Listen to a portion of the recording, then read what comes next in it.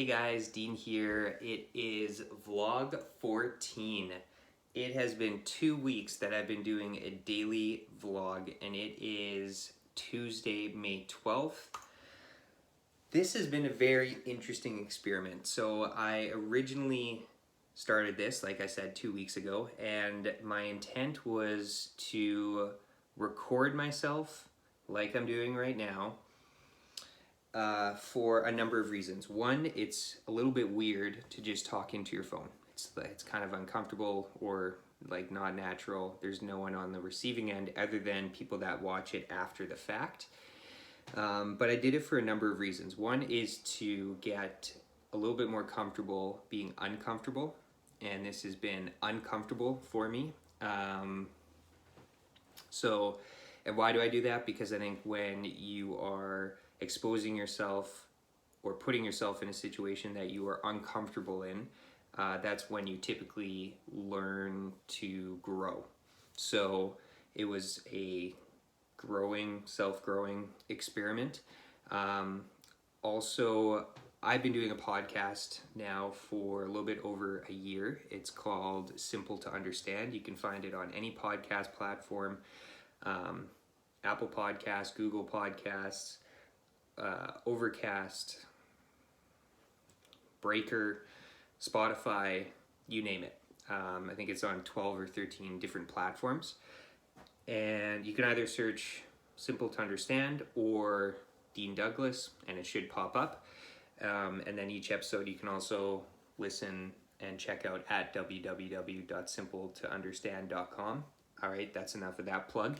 But I bring that up because in doing the podcast, what I've learned over the last year, I've recorded and published 12 episodes with a guest. I was inspired by Joe Rogan and Tim Ferriss, and I really liked the longer format podcast and how you got to learn about the host, which I really enjoy, and also the guest. And I liked the longer format because it gave time for both people to really dig deep into different topics, and that isn't typically possible in traditional forms of marketing. Radio, TV, movies I really enjoy because they're longer, although I do like short animation, like Pixar animation shorts. Those are amazing, get me every time.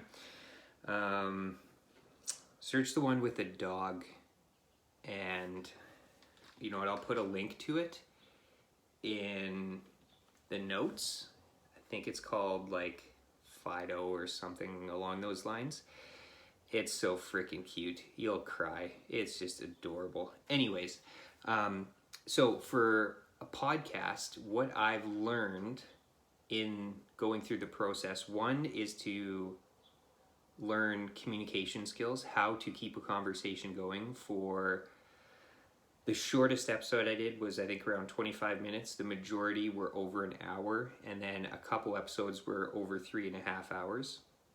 So communication skills, learning how to keep a conversation going was definitely one thing I've learned.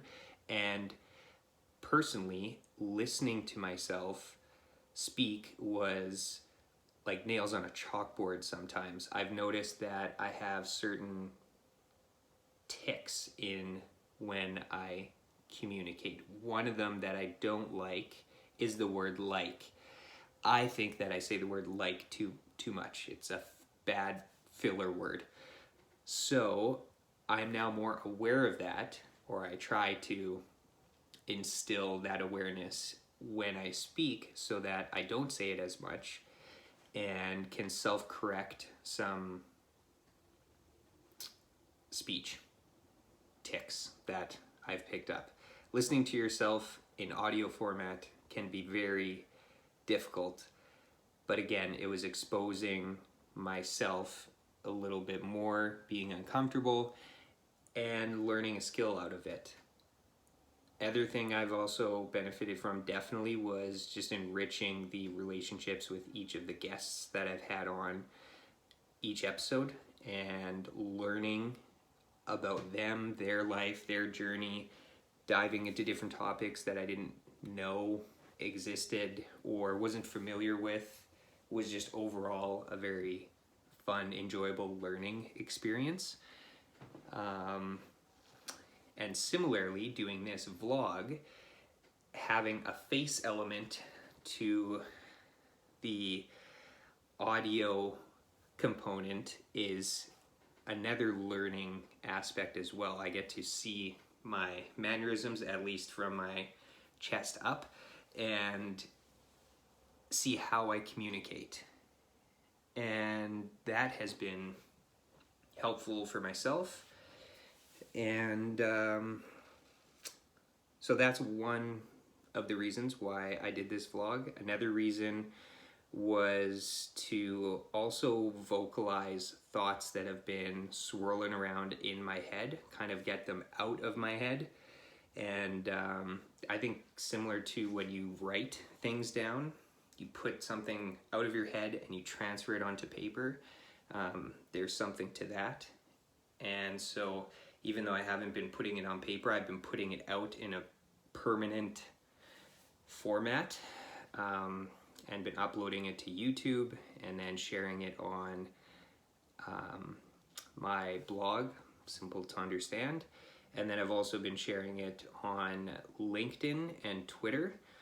And LinkedIn, I think, would be for some questionable as to why sharing it on LinkedIn. That's typically a professional networking platform, not necessarily the best platform to share a vlog about thoughts that are swirling around in your head. I guess I just leaned into that thought and did it anyways because it made me a little bit more uncomfortable. But then it's also kind of a litmus test. And if anyone that I'm connected with on LinkedIn sees this and they don't like what I'm saying, then we don't have to stay connected, and that's fine. And you can I'll still be able to surround myself with people that I want to surround myself with or be connected with online, and so there's not really a downside to that. That's my thought process on that. Twitter, I want to talk to you guys about Twitter for a second. I don't really get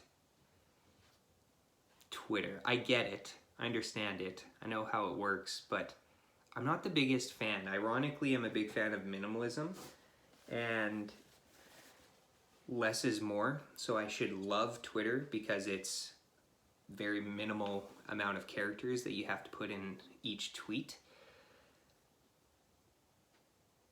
And this next point might sound hypocritical because it's kind of what I'm doing in this vlog, but I just find that there's so much.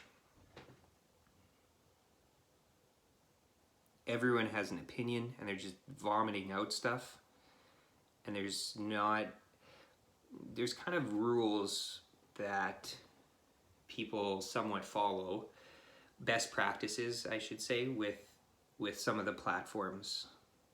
Facebook or Instagram, you should typically stick to one post a day. Twitter, there's no post frequency minimum or maximum. You can really just, the more the better. So you really, that's why I say it's vomiting out thoughts all the time. So I don't know if Twitter has totally turned into something it was not originally intended for. There's probably definitely that, because I don't know if you could have intended it to become like this. I've used it for keeping up with news and to some extent politics, but more just news. But I'm not a fan of digesting the news in general, just because of how it's portrayed and the language that's used in news. It's all very negative and catchy in a way that I just don't, for lack of a better word, like it.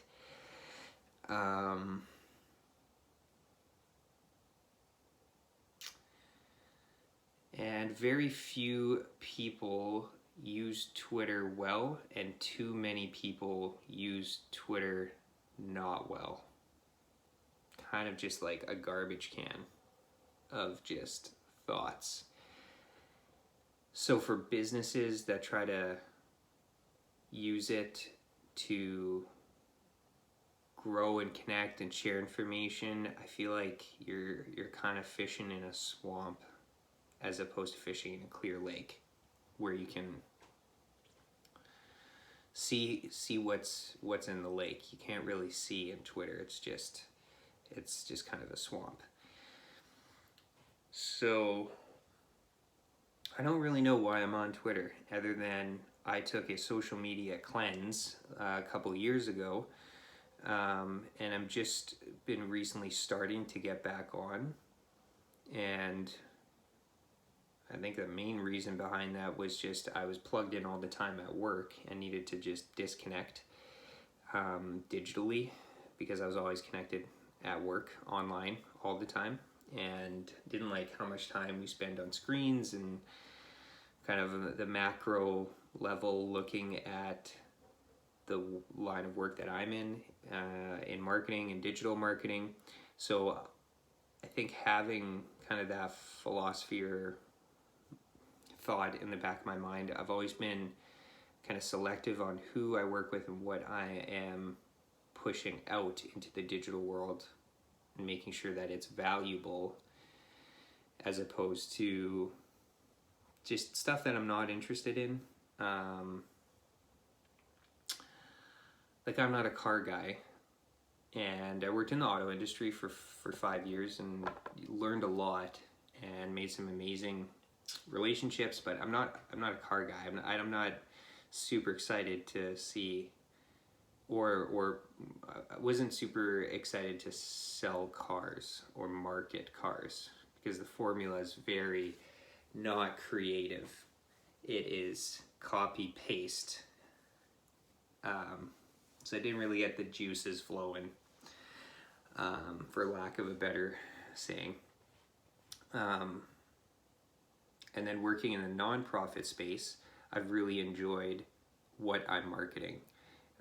The last place that I worked at, which was recently rebranded to Manitoba Possible in Manitoba, because they're a province-wide organization. I really enjoyed marketing there because it was a nonprofit that did a lot of good, and it focused on eliminating barriers for people with disabilities. And I had no problem marketing that, anything around people with disabilities. It was just good and worth sharing online. So that's that. So this has just been a really neat experiment, and I think I'm probably going to keep going with this, because it's also, that the other reason why I wanted to do this as well has just been therapy, and not just getting thoughts out of my head is beneficial to work through ideas that come to mind, but it's also been therapeutic to just have a routine where I have a goal that I want to do each day, which is just doing this for a couple of weeks. It doesn't take that much time,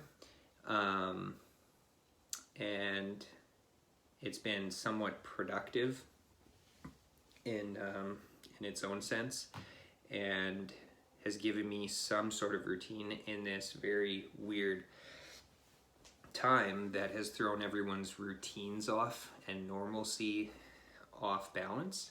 So I feel like this has also given me some sort of balance, having a daily goal, something that I can just dive into and do. And that's that. I think that probably wraps up today's episode, but also just a quick review of the last 2 weeks. I would love to hear what you guys thought of the compilation of 14 episodes, and if there's topics that you think would be worth exploring a little bit more, leave a reply below. And be sure to subscribe to my YouTube channel and my blog, and I'm not sure if I'm gonna stick around on Twitter after talking through that. So anyways, that's that. Thanks for sticking around, and we'll probably see you guys tomorrow. Have a good one. Cheers.